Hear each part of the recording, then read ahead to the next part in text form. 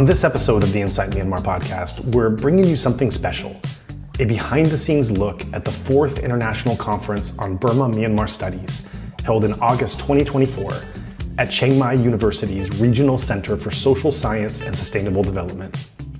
This event tackled some of Myanmar's most critical challenges: ongoing conflicts, peace processes, human rights, and the impact of the 2021 coup. It was all about fostering research, dialogue, and advocacy for sustainable solutions. Now, here's where it gets interesting. We were given exclusive access to the conference and even an office on site, allowing us to record brief, on-the-spot interviews with attendees. These interviews are different from our usual long-form episodes, as we conducted 10-minute grabs that cover a broad range of topics. We were able to reach out to a total of 18 different guests, all of which we're bringing to you in this 4-part series. A quick note, since we were recording right at the heart of the conference, you might hear some background sounds from the event itself. Our sound engineers worked their magic to clean things up, but the audio quality may feel a bit different than our studio interviews. In any case, we hope that this just adds to the authenticity of the experience. And with that, let's get into the talks that follow. This episode is the second in the series, and we encourage you to listen to the one that came before it.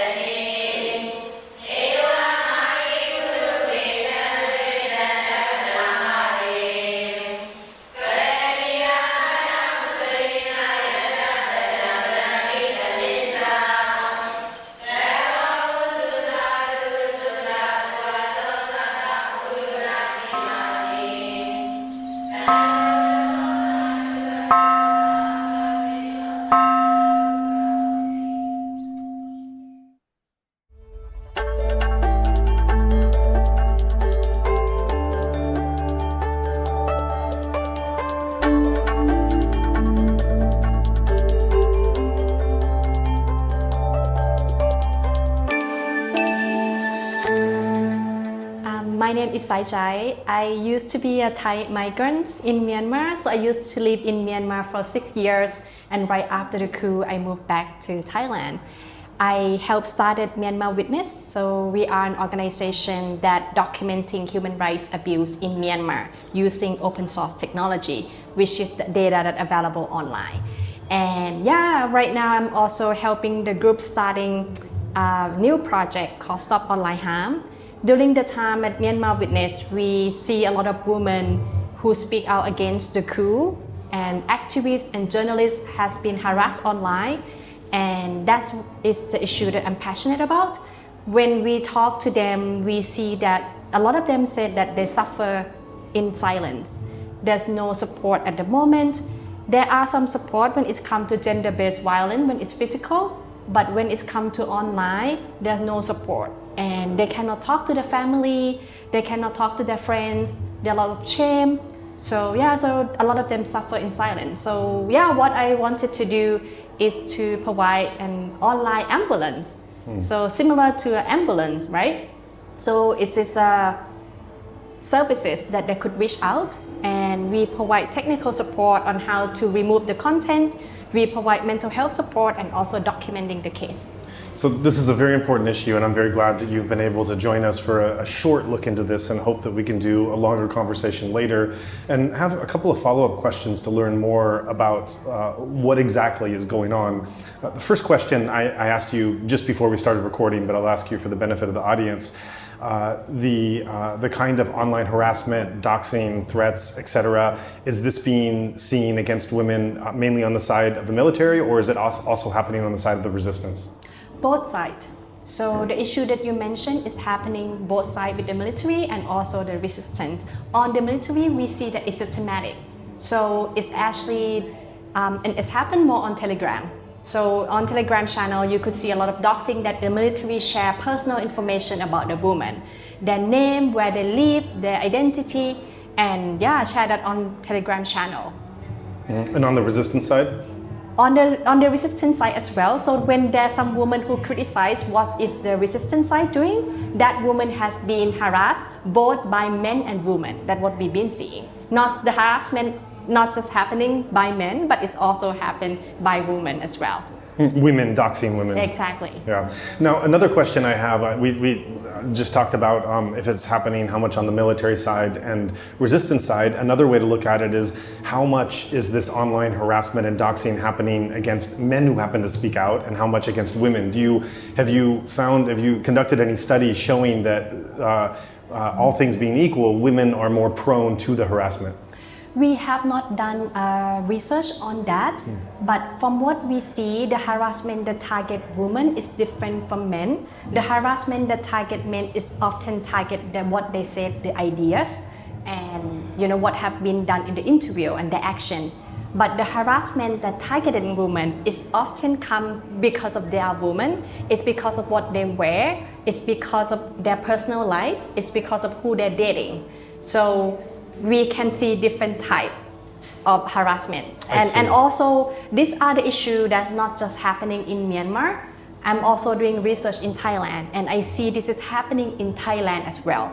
In Thai parliament, people were criticizing the MP and harassed them on the color of the dress that they wear to the parliament that day. And why this is important? Because this is, from what I talked to Myanmar women and also Thai women, a lot of them decided that they do not wanted to participate in politics anymore. They wanted to stop what they are doing and stop using social media, stop speaking up, stop taking part in the political work that they do because of this harassment. Why this is important? Because it's work, right? A lot of women we talk to, they decided that I close all my social media, I don't want to speak up, because when I speak up, there is this harassment. Right. So why this is important is reduce the democracy, is reduce the participation of women in democratic process. Yeah. Right. So this is making me wonder, what is it about our society that, or human society in general today, that is making women more prone to these type of insidious attacks? And I want to preface that question by saying we're dealing with the same thing in America. It's not like we have anything figured out.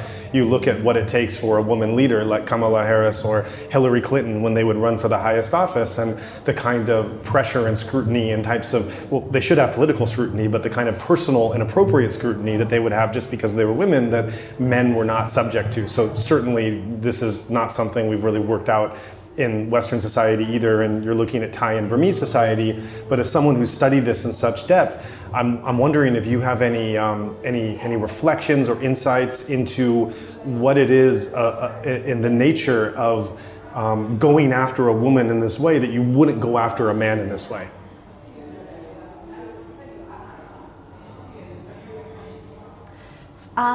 Just not to respond to your question directly, but I feel that it's very important for society to recognize that there are different harassment that happen with women and men. I think like the first question that you asked is really important for the society to recognize that a lot of harassment that women receive is by I have a friend who is a woman and she wanted to go into politics, and the question that she had to think about whether to go into politics or to speak up against whatever military was, are they gonna criticize me on my dating history? I need to go back to all my Instagram account and removing all the photos that I post. Are they gonna talk about my children? Are they gonna criticizing what I wear? And are they gonna criticizing my haircut style, right? All these questions, I don't think this is a question that men have to think about when they go into politics. So first, I think we need to recognize we are at different level when going into this space, right? First. Second, to frame that a bit, I think we need to create a society that is safe for women to go in, right? And then we need to recognize all these differences. I think it starts with recognize the challenges that women and men have. And after that, we need to create a space that is safe for women to go in. right? And by asking another female politicians who going into Thai politics, she was telling me that when she brought this issue up of harassment that she might receive to the political party, the answer was, this is normal, you just need to deal with it. Like, this is something that you just need to deal with it. It's something that you sign up for. But I think this is not acceptable answer, right? We cannot asking women to have to accept and facing this by sign up for being in this space. Of course. So I think it's the question of how could we create an environment that encourage, like, of course we're talking about having more women in politics and having more women leaders, but we need to talk about how could we create a safe space for women to be there, and at the same time, if this harassment happen, how could we have a support system? Right? It's the similar with we need to have a vaccine to prevent this to happen. But after it's happened, we need to have something to tackle it. Which right now, I don't think as a society, we're thinking about this whole ecosystem yet. That's wonderful. It's so important that you're spreading awareness about this. I'm glad that we're playing a part in that, and that you're also being proactive in the preventative as well as what happens after these things take place. The last question I'd like to ask you is, there's even though Burmese and Thai societies are similar in many ways, there's a fundamental difference in that one is far more stable than the other, and Burmese society, of course, is going through a revolution, and there has been one of the lines of argument in that revolution has been some that are pushing for, that are saying, hey, we're in an overall revolution, we need to be pushing for change in all quarters, and our education system, the marginalized community, LGBT, gender equality being one of them, now is the time that we need to be doing this revolution the proper way so that we make the changes. There's a pushback on that says, okay, don't get ahead of yourself. We need to topple the military. Once we topple the military, then we'll come back and we'll look at everything else, but let's not try to do everything at once. I'm sure this is a line of argumentation you've heard. How would you respond to those who have the latter view? Great. I would respond to that by using analogy of building a house. So it's like we're trying to build a house right now, and if your argument is like, okay, let's finish the house and we don't need to care about the ingredients and materials that we're gonna build the house, that house gonna collapse, right? Like, for example, if you're gonna build a house and you need to find the right wood, the right cement, the right materials, and it's very important to build a nation that have a correct and strong foundation of gender equality, of like addressing all the issue while you're building it. So that's my answer. We cannot fight for democracy if we don't have the right foundation and don't have the right materials and have other people participate in this process. And do you feel that the resistance is being receptive to this message? I cannot say for the resistance. I would say that there are a lot of people who like agree with this approach of bringing the right materials to build the house. But of course, in the society, there are two sides, right? So yeah, just keep Myanmar in your prayer and your thoughts, and don't forget about Myanmar. Yep, thank you.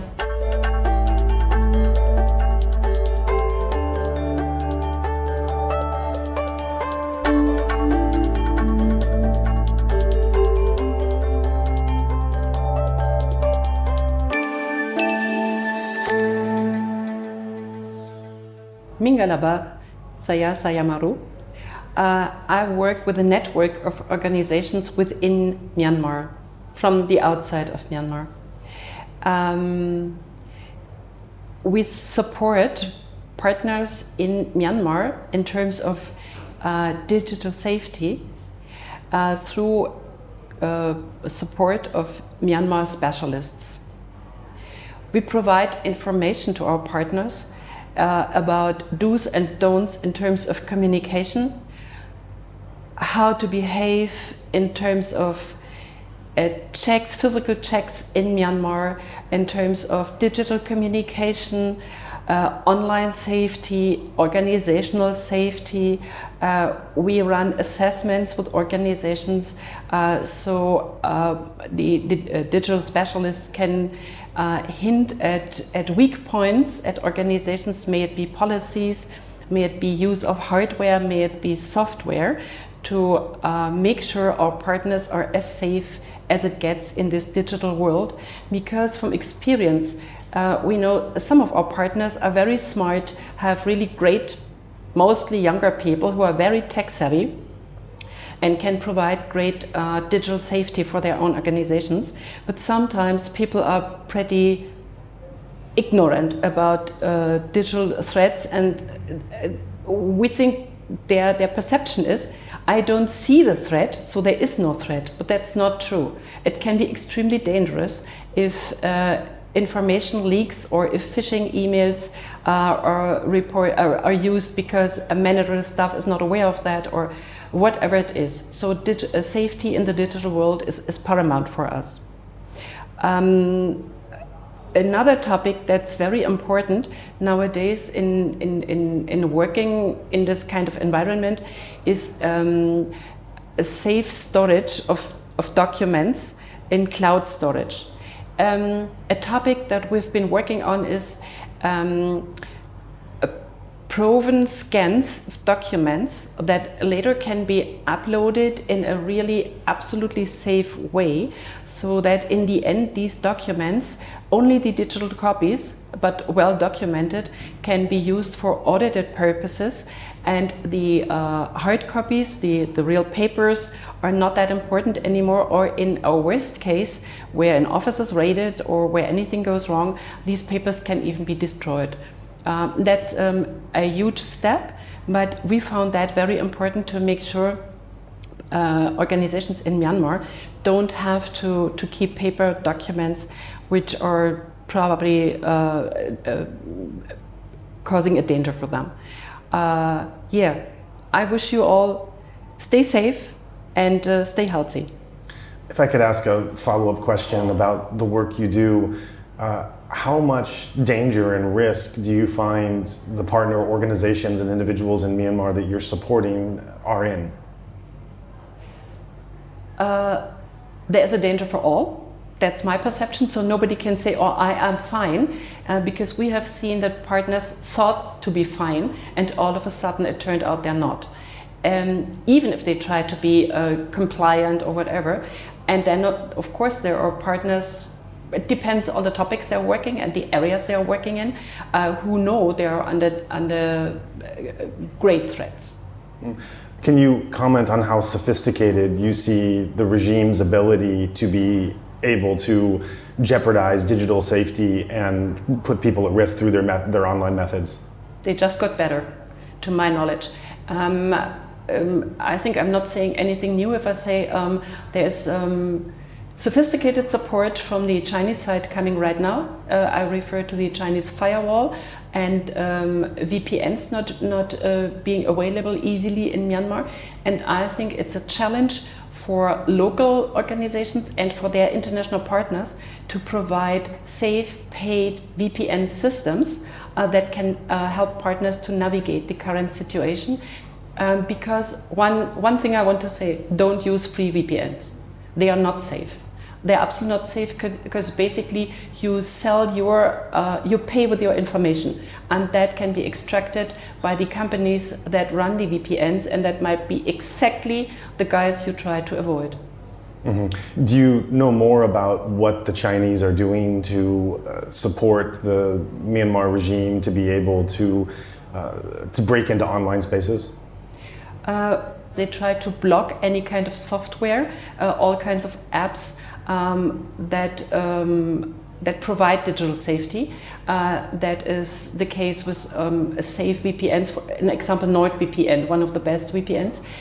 It's to a certain degree apparently the case with Proton Mail and Proton VPN. It is the case with, but we are not 100% sure. It's still a trying and testing phase with some Google functions. And certainly the case with Facebook. So one needs to acquire enough knowledge with the help of very skilled consultants to understand how to navigate these challenges. You mentioned the Chinese interference and involvement. We know that Russia are definitely friends of this regime, and we see that in the case of legitimacy and weapons. Is there evidence that Russia is involved in the digital sphere as well in Myanmar? But what we know is, for example, Telegram. very, very popular app is owned by the Kremlin. It is Russian owned and it's not safe. Telegram per se is not encrypted. It can be encrypted, but who takes the trouble to do so? And then, of course, the Russian agency running Telegram has access to the data, and that's why Telegram is so popular in countries that are not free, and not safe, because Telegram can provide a very easy access to data for people who shouldn't, or to third parties. How safe is Signal? I just can speak from experience and from usage, and of course from discussing with the specialists. As of now, it's safe. We have not heard of any single breach yet. On a personal note, I'm so impressed, like so many other people, with the perseverance and with the resilience and with the strength and with how Burmese people are, of all walks and kinds of ethnicities, from all over the country. You are just impressive, and you are my personal heroes.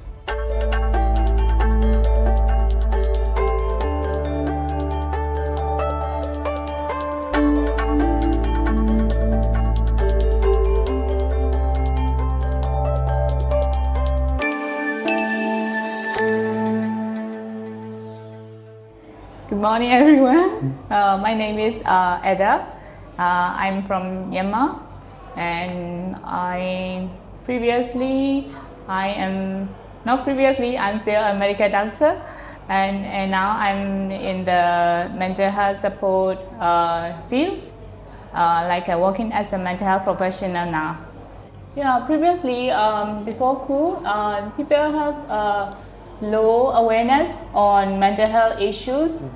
But in 2019, COVID happened, so people are staying inside, and they've aware themselves that staying inside or social isolation causing them problems in their mental health. So they started to get awareness on their mental health. Oh, I'm feeling this, I'm feeling sad or isolated or lonely when I'm inside.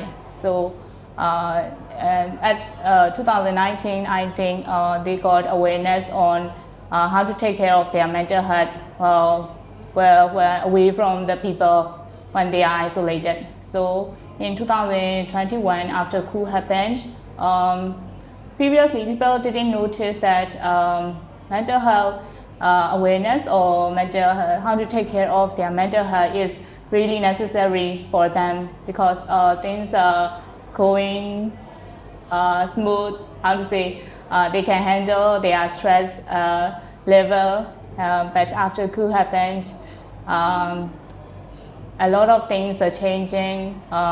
People, their stress levels are immensely increased, and they don't know how to handle that. They still handle it on their own, but the supplies and demands are not enough. Previously, their coping mechanisms are not helpful anymore when their stress level are they are facing the difficulties every day. So. And the duration is longer, and it since coup happened now into 3 years duration. So a lot of they have feelings inside that they can speak about. So the feelings inside. They don't know where to open up their feelings safely, safety issues, security concerns, and they don't know who to trust to open up their feelings. So every conversations are meant to be hard, but they don't know who to open up. So feelings are turmoiling inside. it really affects their mental health level, I think. Do you see a difference, generally speaking, in the way that men or women have responded to looking at their mental health or the conditions they're facing? Yeah, through my experiences, men are really hard to open up their feelings, and the coping strategies in men and women are different from my experience, from what I see from my clients. Most women like to talk. They talk among themselves and they talk with each other or to their families. But men don't do that usually. They watch football. They smoke. They smoke together when they are stressed, or they reach to a pub in the evening after work. So that's all I think. That's how they handle their emotions. Most men don't really talk about their emotions, even they have close friends or colleagues. Men are more difficult to handle with difficult emotions. They have a lot to hold into, and they have a lot holding inside. Mm-hmm. Right. You know, one of the things I've been thinking is that we talk about how what's currently going on is a revolution, and it's a revolution in many ways. Obviously, it's a physical revolution against a tyrannical military, but it's also a revolution in terms of women's roles, in terms of ethnic participation, in terms of education, and many other ways we can point to the ways that this is a real full-fledged revolution in Burmese society. One of the ways that I suspect it might also be a revolution is the sense of Burmese being able to process and then talk openly about their experience of difficult emotions. Because the mere fact of saying, I'm not okay today, things aren't okay, I'm not okay with this, that's something that in my time in Myanmar, it was extraordinarily infrequent to hear someone admit to a feeling of discomfort or not okayness. It was something not really allowed to say to upset the harmony.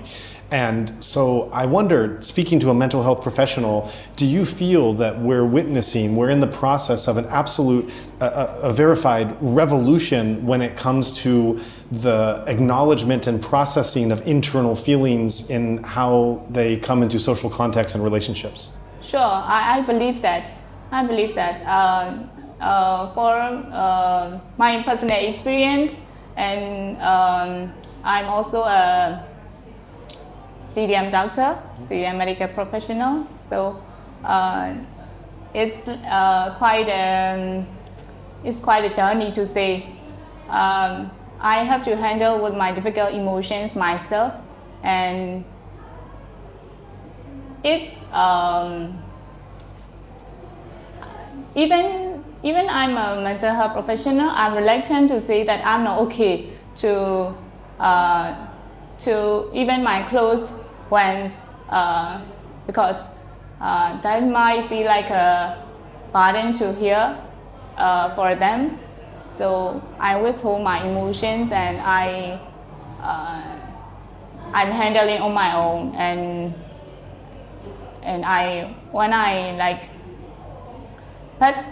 through like learning, continuous learning in like my emotions, my feelings, and I reflect back on what am I feeling, why am I feeling this. I question myself, and then I found hope. I found hope that I'm able to do this, I can contribute this, I'm feeling this because what you've been through this. So I can accept myself well and know myself better when I know my emotions well. So it's like a revolutionary journey for me as well. So I also believe, and I would like to contribute my knowledge to Myanmar people upon like mental health knowledge, sharing and to raise their awareness. So you talk about this also being a personal journey for you in perhaps the first time being able to admit to yourself and to others, oh, I'm not okay right now. Yeah. How has that felt? Has that been scary or liberating, or what does it feel like to do that? Yeah, it's a mixed emotions, all kinds of emotions. At first I'm scared that, oh, you're not really okay and you're like depressed or you're sad and where are your future? What have you done in the past not really matter anymore.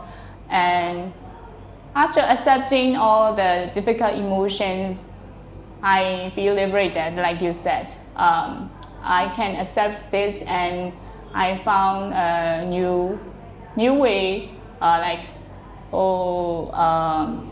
must go forward, whatever happens, and that's like a kind of hope for me after the acceptance. And to reach that level, it's not an instant acceptance. To accept the reality, what's going on, I have to take a certain time to accept all the difficult feelings and emotions. But after all that, I feel I found myself. I found my better self like that. That's beautiful. Thank you for sharing. Thank you for feeling comfortable to be able to share that journey of a revolution that you've been on. And I think it's also interesting that your own personal journey of this revolution is a microcosm of perhaps the journey that so many Burmese youths especially are going on, of being able to explore difficult feelings and admit and speak out difficult feelings that are unresolved, and to not have to hide them. Yeah. How to say, it's like finding yourself. It's also it will also helpful to other people, like finding themselves. Finding yourself is the first step, and then you can also help others when you find yourself. Knowing yourself is a journey, so be yourself, and it's a beautiful journey. Yeah, so I hope you found yourself.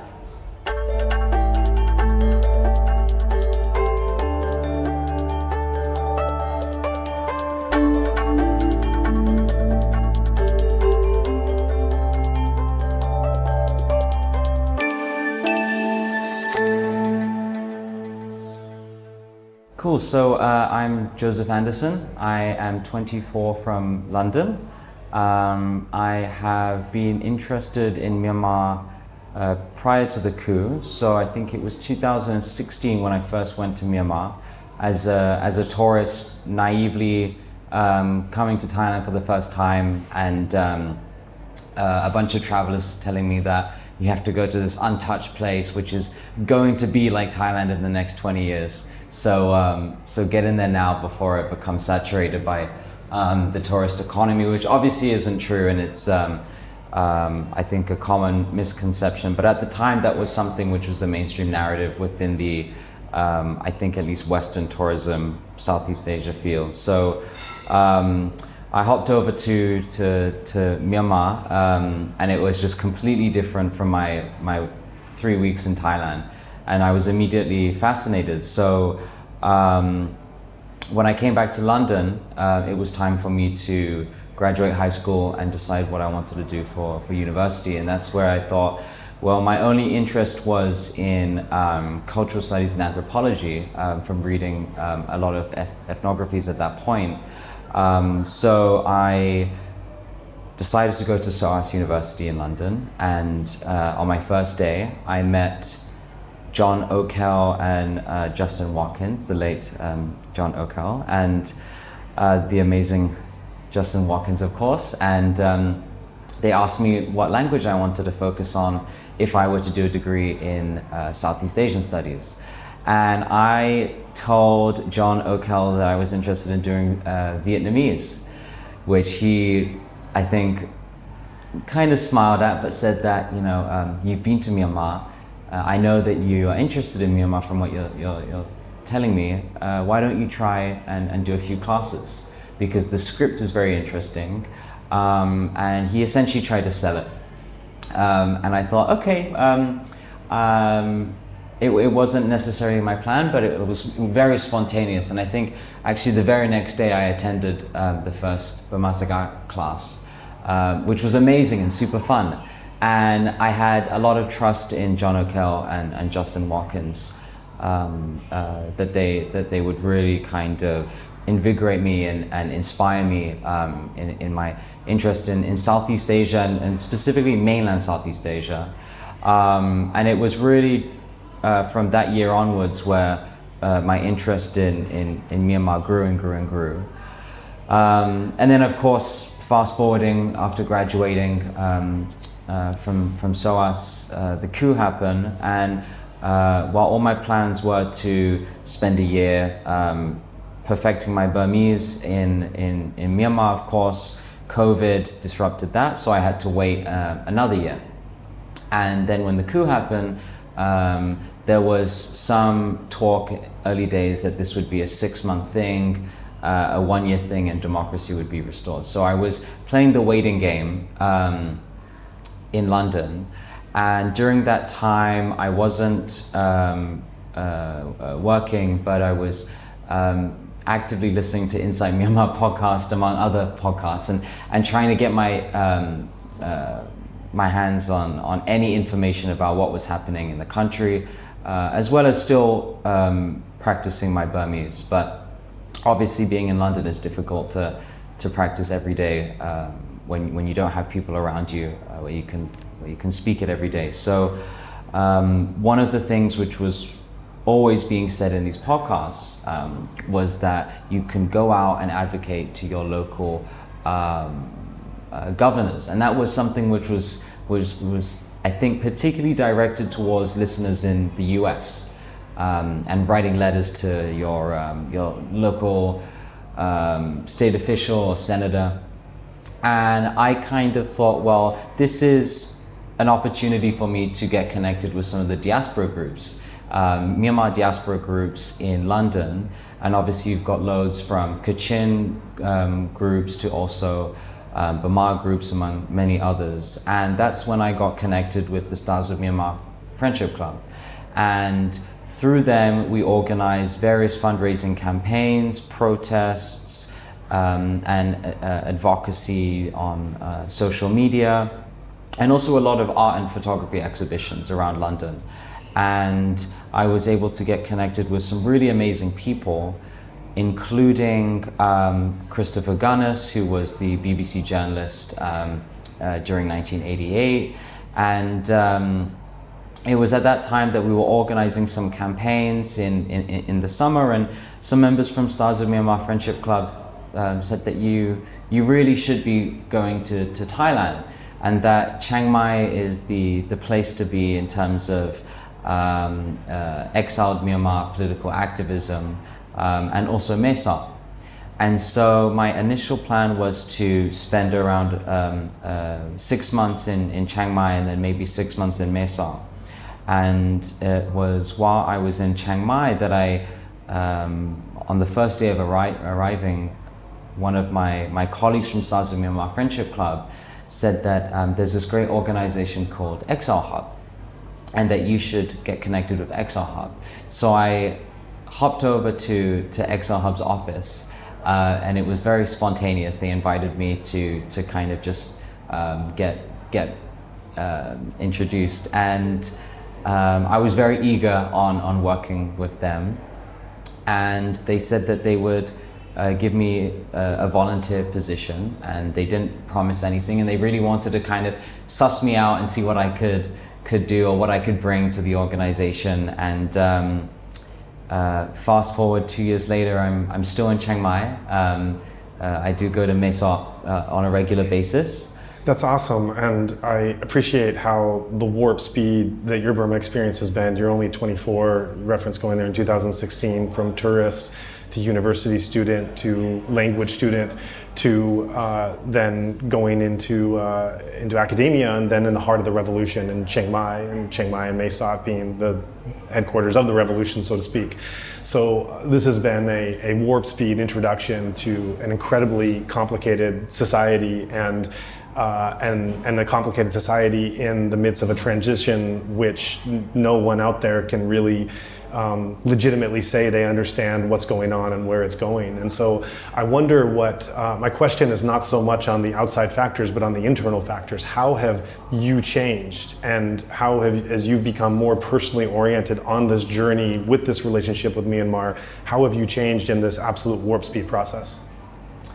I think it's, I mean, the immediate things is definitely having to grow as an individual and realize that despite ageism being a very big thing within several different Myanmar communities, I do think that I've had to kind of just sidetrack that and really just be like, if I do want to be of use in some form of capacity, that I really have to be direct with my work and try to make sure that I'm not just taking up space, especially as a foreigner. Being educated at SOAS, there's obviously a lot of conversations around positionality and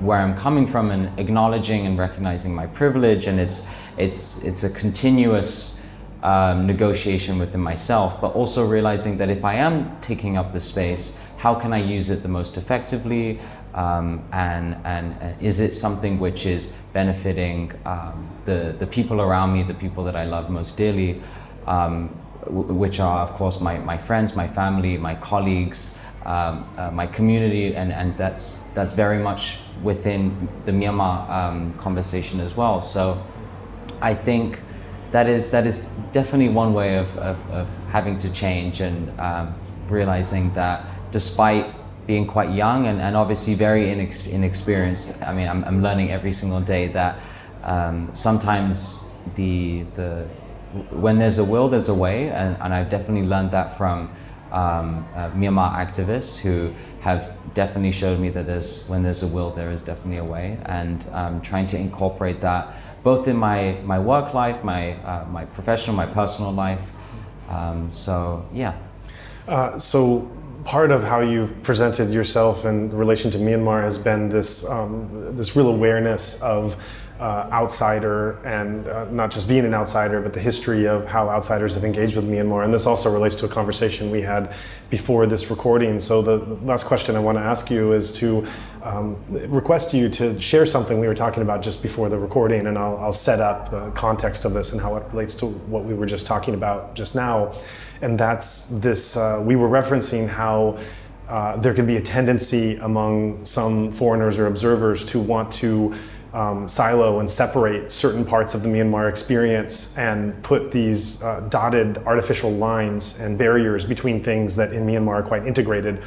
This was said in context of me explaining that sometimes people will be surprised that we have a podcast that can talk about the spiritual quest of the highest forms of meditation and political and human rights. And isn't it strange that you keep trying to find connections there? And my response is that I'm not finding connections. You're the one who's trying to pretend that there's actually walls and separation.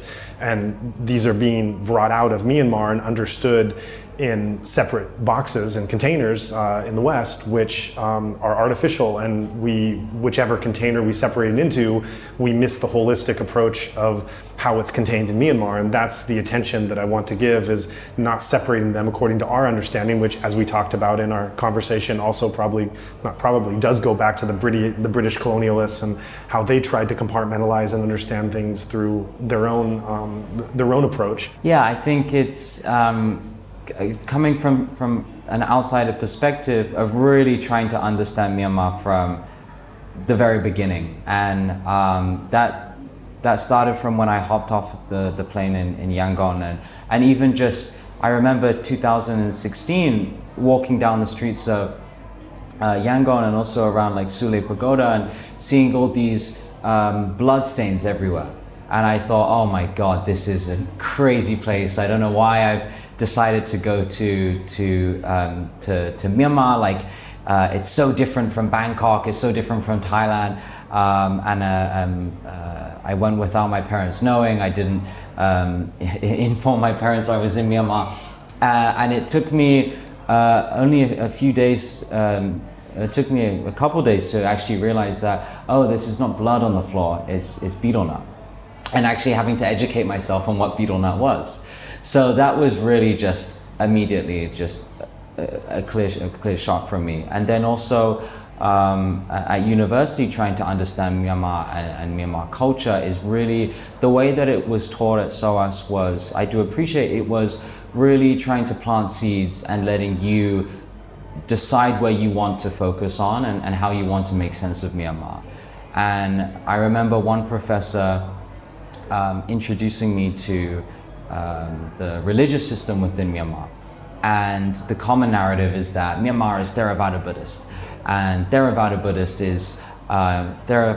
Buddhism is one of the most conservative, and I'm putting my fingers up, conservative religious beliefs within the tradition of Buddhism. And the professor gave me this one paper to read about tattooing practices, and didn't really introduce me much to it, but said, you know, read this paper about tattooing practices and tell me what you think. And it was tattooing practices within Shan State in 18th century Shan region, and trying to use tattooing as a way of making sense of the religious system within Shan State at that time. And despite Shan State being very diverse and still being very diverse, at that time there was still a narrative which was promoted by the British of Shan region is Buddhist with a bit of animism present. And what was always being told to me in other texts was that there's this syncretic model, which I absolutely hate, which is this idea that you have many different forms of religious practices and beliefs, which are all in the same room essentially, but you pick and choose when you want to employ them within your daily life. And they are never mixed. And this paper, which I read, that my professor gave to me, said the complete opposite, and said that it's not true. It is creating a new form of spiritual religious practice which is endemic to that region. It's not something you can characterize for the whole country. It's not something that you can characterize for northern Shan State, southern Shan State. It's very endemic to a micro scale individual, a familial scale, and maybe a village scale. And I was just hooked on this because this was really convincing for me.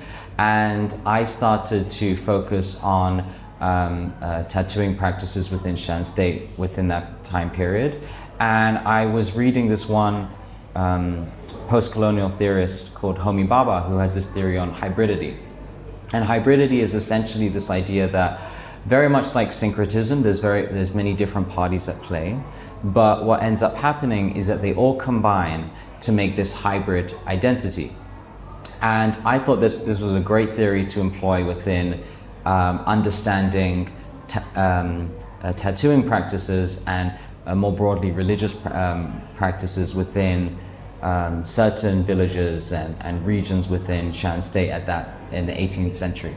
And so after delving into this research and doing research paper of my own, the really interesting thing that I would always find doing the research was that I would read these tattoo manuscripts. And the British Museum has a bunch, SOAS has a bunch, the Horniman Gallery as well. And they have all these tattoo manuscripts with Pali script. And so immediately the mainstream narrative is that, oh, this is Buddhist. It's Theravada Buddhist. And I remember reading some of the scripts, but then all of a sudden they change. And so the tattooing manuals, and obviously I forgot to mention, but obviously tattooing practice is something very much connected with belief systems and spiritual practice. And tattooing practice is a form of spiritual practice in itself. Not everywhere, but of course in Myanmar and other countries in Southeast Asia as well. So with these scripts, immediately what was amazing was that you had one leaflet which was in Pali, and then if you flipped it, it would still be talking about, let's say, how to prepare the ink for tattooing, but then they would change to like a Lanna script or a Thai script, and it would change languages constantly, and that just represented the diversity. And then you have these beautiful motifs, which are kind of like these tattooing flash sheets, old school flash sheets. And you'd have these beautiful motifs of like a gnat or a weitza, which is a wizard, or you would have a civet cat or a tiger. And these are all ideas of animist practices coming alive. But then you also have Hindu iconography as well, such as Hanuman and I think it's Indra and all these other gods. But then you have the magical wordings and phrases and the ingwets and talismanic symbols, which are also animistic. But then at the same time, the tattooing practice itself, from an academic perspective, was always understood to be a form of Buddhist practice. And this was something which fell into the category of Buddhism within Shan State at this time. But it was very clear to me, and obviously to many other individuals, that actually no, this is a hybrid practice, and this is something where you cannot dissect all of these different characteristics on their own. So what I did right now is I just dissected them, but the dissection is wrong, because the Hanuman iconography is not necessarily just Hindu. And obviously you have Hanuman and many other Hindu gods which come into Buddhist mythology. And I think it's in the Ramayana and the Mahayana and these kinds of stories, which are very much part of Buddhism as much as they're part of Hinduism. And it really is, I mean, I could obviously talk so much about it, but the point that I think I'm trying to make is that from a foreigner, it was so jarring for me, especially in London, trying to make sense of this, and always every time, every day doing more and more research, realizing that my whole framework of understanding is wrong. And like you mentioned earlier today about asking the right questions, and how do you approach certain let's say cultural aspects of Myanmar, and that you do have to come at it with a certain approach and make sure that you're asking the right questions. And I think more often than not, from my experience, and definitely always learning, is that I do have a tendency to come in it with asking the wrong questions, because my framework is very much catered towards this syncretic, neat and tidy, putting everything in a separate box where everything is siloed, because that is a Western model of making sense of the world. But for Myanmar and many other places around the world, that's just not the case. And there's so much diversity, and it's so complex that I think that my experience of trying to understand tattooing practices really just highlighted that you have to come at it with a different angle, and more often than not, you have to just question yourself constantly and rethink what are your biases, your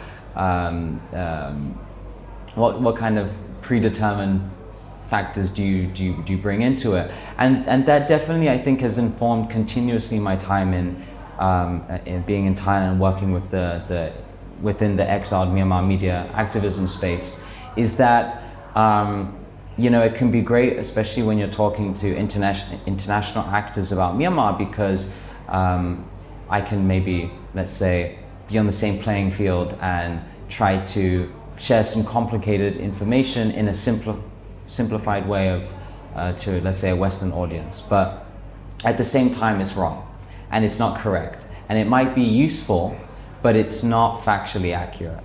And I think that this is a really interesting thing which a lot of foreigners have realized and are grappling with, and it's something I continue to grapple with to this day. But yeah, I think it's interesting. I mean, on a positive note, it is interesting how things turn out. Obviously, it's really sad how things have turned out for Myanmar, but I mean, on a positive note, who knows? Let's hope that democracy is restored forthcoming. But I think that for me, my trajectory within Myanmar, how we got connected, and also I think one of the first things I said when we first ever met was that I said that I've been listening to Inside Myanmar podcast for a very long time. Pre-coup, when I was just trying to soak up as much information as possible about Myanmar.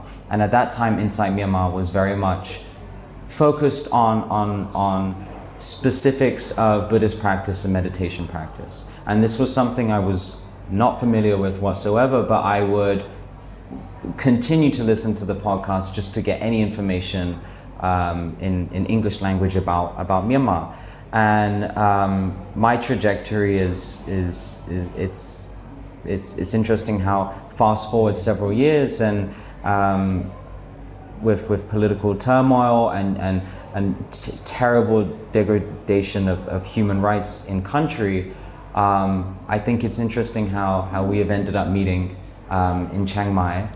I know that you were in the States before and now are here, so I think it's interesting how things turn out. And I think that for Inside Myanmar podcast listeners, this is also something where you could be in Chiang Mai, you could be from all around the world, who knows, but things have an interesting way of turning out sometimes. And despite feeling like we're very far away, I feel very far away from Myanmar at times when I'm in Chiang Mai, even more when I was in London, of course, but there's always something that you can do. And at that time, 6 months into the coup, I remember listening to Inside Myanmar, and that kind of pushed me towards getting connected to some diaspora groups. And I think that for listeners who are around the world, specifically those who are not from Myanmar, there always is something that you can do, and you can always be an ally and a friend of Myanmar. And people will welcome you with open arms for anything really that you do. There's many different ways that you can support, and it doesn't need to be something which is you divest all your energy into. It could be a simple donation, it could be a simple call to action, a participation in a campaign or an advocacy project. But I also would like to just say that Myanmar is not far away at the same time. It's not an isolated place far from this world. It's very much at the core of Southeast Asia, with a fascinating history, and I would invite definitely non-native Myanmar people to spend some time learning about some of the history of Myanmar, because I'm sure that there will be something that you relate to. You may not be interested in Buddhist or meditation practices, you may not be interested in history, you may not be interested in conflict and war and the complications and the violence and everything which is happening right now, but there will always be something which you can latch onto and definitely find interest in.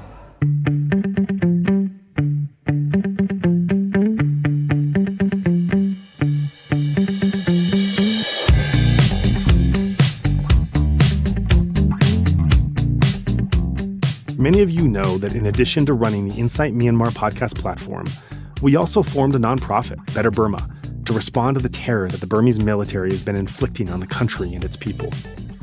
We encourage listeners to check out our blog to see what work Better Burma has been carrying out, along with the upcoming projects we hope to support. Right now, as I'm sure you all know, and today's interview only reinforced, that the ongoing need is overwhelming. A donation of any amount goes towards those vulnerable communities who need it most, and it will be so greatly appreciated.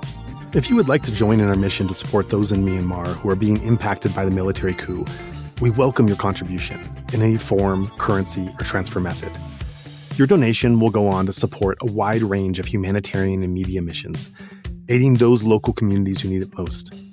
Donations are directed to such causes as the Civil Disobedience Movement, CDM, families of deceased victims, internally displaced person IDP camps, food for impoverished communities, military defection campaigns, undercover journalists, refugee camps, monasteries and nunneries, education initiatives, the purchasing of protective equipment and medical supplies, COVID relief, and more.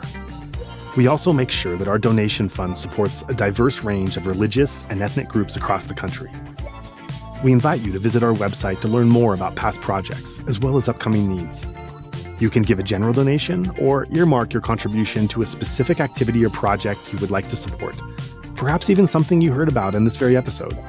All of this humanitarian work is carried out by our nonprofit mission, Better Burma. Any donation you give on our Insight Myanmar website is directed towards this fund. Alternatively, you can also visit the Better Burma website, betterburma.org, and donate directly there. In either case, your donation goes to the same cause in both websites except credit card. You can also give via PayPal by going to paypal.me/betterburma. Additionally, we can take donations through Patreon, Venmo, GoFundMe, and Cash App. Simply search Better Burma on each platform and you'll find our account. You can also visit either website for specific links to these respective accounts or email us at info@betterburma.org. That's Better Burma, one word, spelled BETTERBURMA.org. If you would like to give it another way, please contact us. We also invite you to check out our range of handicrafts that are sourced from vulnerable artisan communities across Myanmar, available at alokacrafts.com. Any purchase will not only support these artisan communities, but also our nonprofit's wider mission. That's Aloka Crafts, spelled ALOKACRAFTS, one word, alokacrafts.com. Thank you so much for your kind consideration and support.